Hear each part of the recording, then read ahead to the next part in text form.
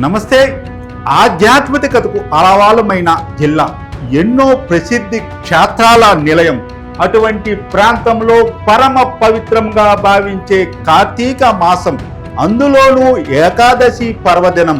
అటువంటి వేళ ఓ ఆలయంలో చోటు చేసుకున్న ఘటన దేశాన్ని దిగ్భ్రాంతికి గురి చేసింది, భక్తులను కలవరపాటుకు గురి చేసింది.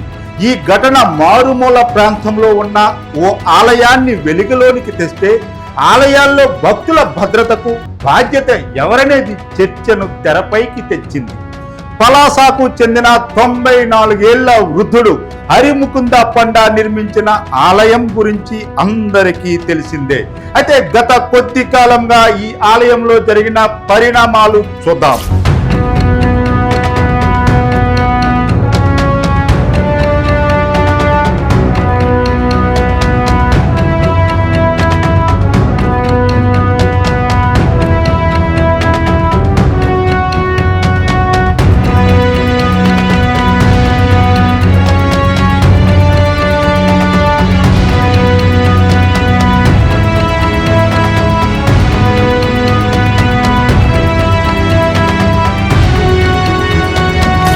పదేళ్ల క్రితం శ్రీవారి దర్శనంలో తిరుమలలో ఎదురైన పరిణామాలతో పేదలకు సులువుగా శ్రీనివాసుడి దర్శన భాగ్యం కల్పించాలని పండా ఆలయానికి నిర్మాణానికి పూనుకున్నారు. ఇటీవలే అంటే ఓ 4 నెలల క్రితమే స్వామివారి ఏకశిలా విగ్రహానికి ప్రాణ ప్రతిష్ఠ చేసి నిత్య పూజలు ప్రారంభించారు. నాటి నుంచి నిత్యం భక్తులు రావడం, స్వామివారిని దర్శించుకోవడం పరిపాటిగా మారింది.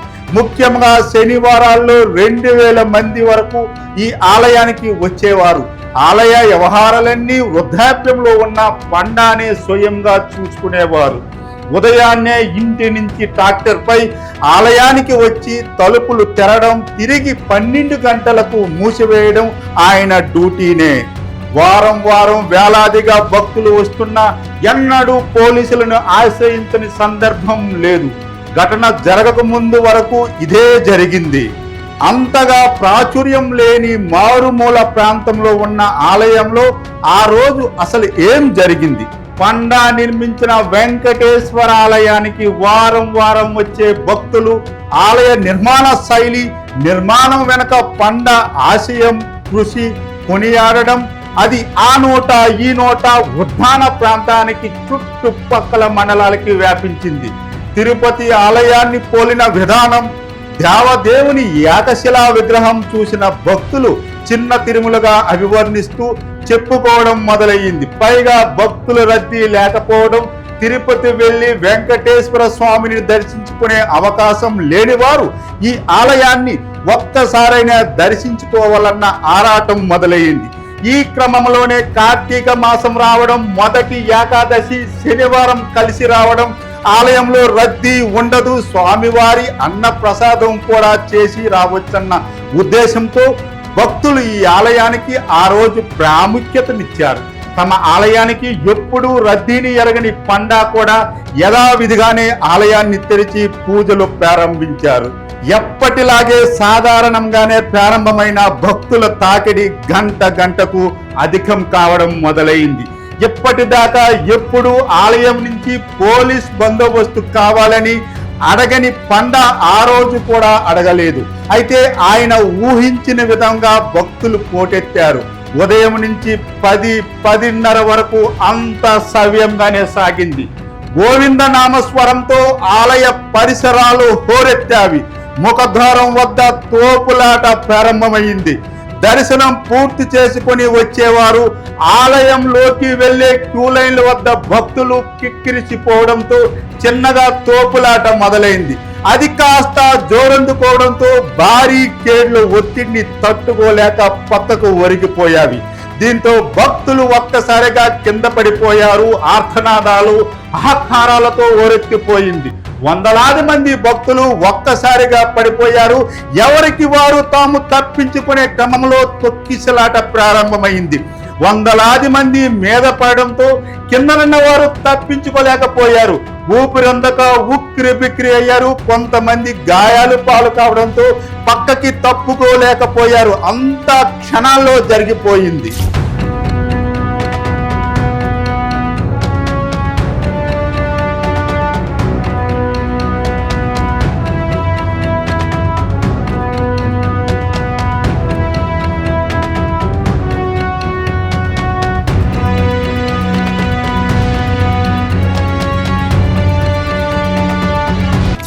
అప్పటికే కిందనున్న వారి ప్రాణాలు గాలిలో కలిసిపోయావి. అంతా తప్పించుకోవాలనే ఆలోచనతో పరుగులు తీశారే కానీ కిందకు పడిపోయిన వారిని లేపాలన్న స్పృహ ఎవరికీ కలగలేదు. దీంతో 13 ఏళ్ల చిన్నారితో సహా 7 అక్కడే ప్రాణాలు విడవగా మరో 2 ఊపిరాడక ఆసుపత్రికి తీసుకెళ్లే క్రమంలో మృతి చెందారు. 10 సంఖ్యలో గాయపడ్డారు. బాధ్యత ఎవరిది? ఈ ఘటనలో తప్పెవరిది? 9 మంది విలువైన ప్రాణాలు కోల్పోయిన ఈ దుర్ఘటనకు ఆలయాన్ని నిర్మించిన 95 ఏళ్ల హరిముకుంద పండాను బాధ్యునిగా చేస్తుంది యంత్రాంగం. వయసు రీత్యా చట్టరీత్యా చర్యలు తీసుకునేందుకు వెనుకడుగు వేస్తున్నప్పటికీ తప్పంతా ఆయనదే అన్నట్టు ప్రచారం చేస్తున్నారు పోలీసులు. ఘటన జరిగిన నాటి నుంచి ఆయన ఇంటి వద్ద పోలీస్ పహారాను ఏర్పాటు చేసి ఆలయానికి వెళ్లి స్వామివారిని దర్శించుకునే అవకాశం కూడా ఇవ్వడం లేదు. తాను కట్టించిన ఆలయంలో జరిగిన ఘోర మరణాలు ఆయనను మానసికంగా కలిచివేస్తున్నా, ఆవేదనను గురి చేస్తున్నా అంతా శ్రీనివాసుడే అంటూ తనకు తాను స్వార్థాన్ని కలుగు చేసుకునే ప్రయత్నం చేస్తున్నారు. పొద్దున్న లేచి మీరు గుడికి వెళ్ళారా? ఈ విషయం జరిగిన తర్వాత గుడికి వెళ్ళారా? వెళ్తామని వచ్చాను. పోలీసులు ఉన్నారు కదా, వాళ్ళు కూర్చున్నారు. గుడికి వెళ్తాను వచ్చాను అంటే ఆ గుడికి వెళ్ళకుండా తిన్ను. గుడికి వెళ్ళి అంటే నిన్నటి నుంచి మీరు ఇప్పటి వరకు ఏం తినలేదు? ఏంటి పడుకున్నా. గుడికి వెళ్ళి వచ్చిన వరకు ఏం తినరా? గుడికి వెళ్తా ఏదో కొద్ది రోటీ ఇంకేం తింటావే. ఇప్పుడు గుడికి మిమ్మల్ని విడిచిపెట్టలేదు, మీరు గుడి లోపలికి వెళ్ళి వచ్చినంత వరకు ఏం తీసుకోరా? మరి దర్శనం చేసుకుని వచ్చినంత వరకు అంటే ఆ గుడి దగ్గర వెళ్ళి వస్తాను తింటాను. గుడి లోపుకి వెళ్ళను, గుడి దగ్గరకైనా వెళ్ళి రావాలి. దండం. భక్తులు అత్యుత్సాహం, ఎవరికి వారు తప్పించుకోవాలన్న తాపత్రయం ఫలితమే ఈ ఘటన. వేలాది మంది క్యూ లైన్ లో ఉన్నప్పుడు ఏ ఒక్కరూ సమయం పాటించకపోవడం, బయటికి వెళ్లే వారికి దారి ఇవ్వకపోవడం వంటి మానవ తప్పిదాలకు 9 మంది ప్రాణాలు బలయ్యాయి. దుర్ఘటన వెనక పోలీస్ పాత్ర ఎంత? పోలీసులుంటే ప్రాణాలు కాపాడేవారా? ఆలయ నిర్వాహకులు తమను రక్షణ కావాలంటూ ఆశ్రయించలేదని, కనీసం వేలాదిగా భక్తులు తరలి వస్తారన్న సమాచారం ఇవ్వలేదని ఈ ఘటన నుంచి తప్పించుకునే ప్రయత్నం చేస్తుంది పోలీస్ వ్యవస్థ. ఒకటి ఉంది ఇక్కడ. ఇది ఒక ప్రైవేట్ పర్సన్, ముకుంద పాండే అన్న వ్యక్తి ఇక్కడ కన్స్ట్రక్షన్ చేసుకున్న ఒక ప్రైవేట్ ల్యాండ్ లో కన్స్ట్రక్షన్ చేసుకున్నారు. ఈరోజు ఏకాదశి సందర్భంగా ఇక్కడ క్రౌడ్ రావడం జరిగింది దర్శనాల కోసం. మనకున్న ఇన్ఫర్మేషన్ ప్రకారం మార్నింగ్ 3000 to 4000 ఇక్కడ వచ్చారు.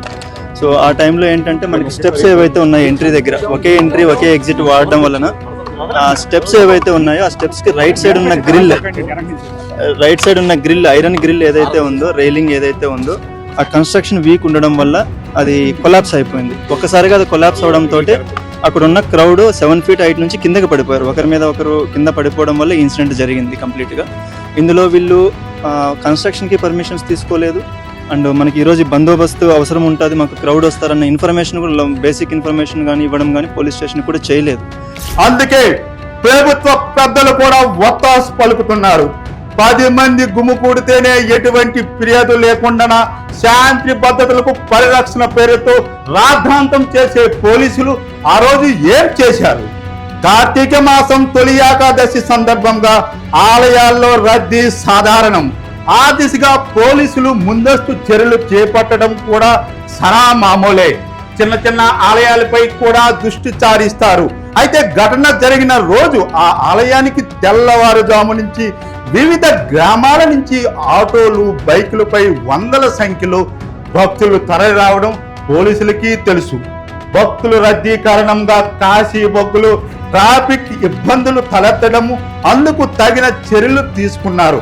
ఇవన్నీ తెలిసిన ఆ ఆలయానికి అంతమంది భక్తులు వెళుతున్న ఆలయం వైపు, భక్తులు రద్దీ వైపు ఎందుకు దృష్టి సారించలేదు? పలాసలో నిఘా వ్యవస్థ నిద్రవుతుందా? ఉన్నతాధికారుల విషయం తెలియజేయలేదా? పర్వదిన సమయాల్లో ప్రముఖ ఆలయాల్లో జులుం చేసి తమ వాళ్ళ దర్శనాలకు ప్రాముఖ్యతనిచ్చే పోలీసులు ఇక్కడ ఎందుకు చూసి చూడనట్టు వ్యవహరించారు? ప్రతిఫలాపేక్షణ లేకుండా నయా పైసా ఆశించకుండా దైవ సేవ చేసే పండ తమకేమిస్తాడని మామూలుకు అలవాటు పడిన పోలీసులు మిన్నకుండిపోయారా? ఇవన్నీ ఘటన వెనక ప్రధానంగా వినిపిస్తున్న ప్రశ్నలు. అయితే కేవలం ఆలయానికి సంబంధించిన నిర్వాహకులు సమాచారం ఇవ్వలేదన్న సాకునే చూపుతూ తాము తప్పించుకుంటూ పండాను దోషిగా నిలబెట్టే ప్రయత్నం చేస్తున్నారు పోలీసులు. అయితే ఇక్కడ పోలీసుల వ్యవస్థను తప్పు పెడితే అది ప్రభుత్వానికి చెడ్డ పేరు తెస్తుందనే ఉద్దేశంతో ప్రభుత్వం కూడా పోలీసులనే సమర్థిస్తుంది. ఘటనలో తప్పెవరిదో నిర్లక్ష్యం ఎవరిదో స్పష్టంగా తెలుస్తున్నా బాధ్యత మాత్రం పండాదేనని తేల్చేశారు. ఇక భక్తుల భద్రతకు బాధ్యత ఎవరిది ప్రశ్నిస్తే భవిష్యత్తులో ఇటువంటి ఘటనలు పునరావృతం కాకుండా చర్యలు తీసుకుంటామంటూ చెబుతున్నారు. ప్రముఖ ఆలయాలు ఆదాయాన్నిచ్చే గుడులు తప్ప చిన్నపాటి దేవాలయాలలో భద్రత గురించి పట్టని ప్రభుత్వం పోలీసులు ఎప్పటికైనా ఆ దిశగా చిత్తశుద్ధితో చర్యలు చేపడతారా అంటే అది ప్రశ్నగానే మిగిలిపోతుంది.